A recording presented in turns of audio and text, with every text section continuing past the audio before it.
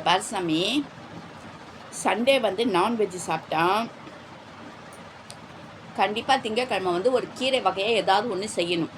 ஏன்னா சண்டே நம்ம நான்வெஜ் சாப்பிட்றதுனால நிறைய கொழுப்புகள் தேவையில்லாத வந்து என்ன சொல்கிறது, தேவையில்லாதது தான் வந்து நம்ம உடம்புக்குள்ளே அடைச்சிட்டு இருக்கோம்.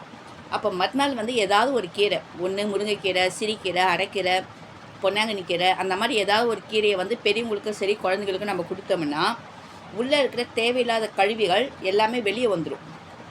அதனால் பெரும்பாலும் சொல்லுவாங்க, எங்கள் ஆயா கூட சொல்லி கொடுத்தது தான் இதெல்லாம்.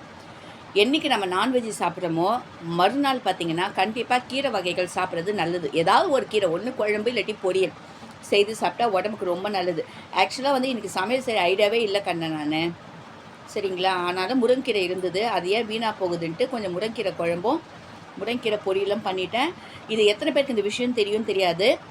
பட் வந்து கீரை வகைகள் ஒரு நாள் நான்வெஜ் சாப்பிட்டா அடுத்த நாள் வந்து நீங்கள் கீரை சாப்பிட்றது ரொம்ப நல்லது. ஒன்று.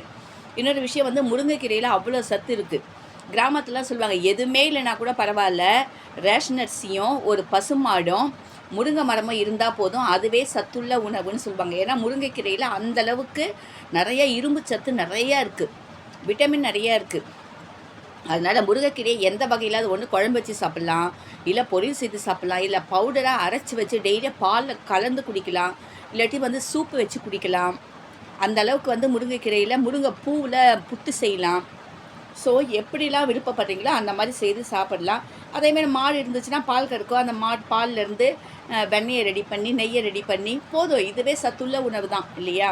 ஒரு சின்ன டிப்ஸு தான். முருங்கைக்கீரையில் அவ்வளோ சத்து இருக்குது. ஒன்று. ரெண்டாவது ஒரு விஷயம்னு பார்த்திங்கன்னா, முருங்கைக்கீரை அனிமியா பிரச்சனை இருக்கவங்க டெய்லியும் முருங்கைக்கீரை சாப்பிட்றது நல்லது. சூப்பு வச்சு சாப்பிட்றது ரொம்ப நல்லது. இப்போ பவுடராகவே விற்கிறாங்க. காலையில் சுடுதண்ணியோ இல்லை பாலோ, அதை நல்லா பால் நல்லா சூடு பண்ணி ஒரு ஸ்பூன் முருங்கைக்கீரை பவுடர், நான் முருங்கைக்கீரை டீ போடுவேன், பவுடர் வீட்டிலே ரெடி பண்ணி வச்சுருக்கேன்.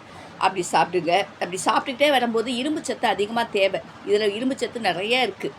அதனால் வந்து முருங்கைக்கீரையை சாப்பிடுங்க. ஒன்று. ரெண்டாவது ஒரு விஷயம் என்னென்னு பார்த்தீங்கன்னா, நான்வெஜ் என்றைக்கு சாப்பிட்றீங்களா மறுநாள் ஏதாவது ஒரு கீரையை செய்யலாம். அதை பிள்ளைங்களுக்கும் கொடுக்கலாம், பெரியவங்களுக்கும் கொடுக்கலாம். உடம்புல உள்ள கழிவுகளை வெளியேற்றும்.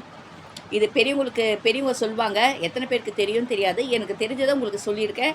இதில் ஏதாவது மாற்று கருத்துக்கள் இருந்தால் நீங்கள் சொல்லுங்கள். ஃபேன் சவுண்டு சரியாக கேட்குதா என்னன்னு தெரியல, எனக்கு கமெண்ட் பண்ணுங்கள். வாங்க சாப்பிட்லாம்.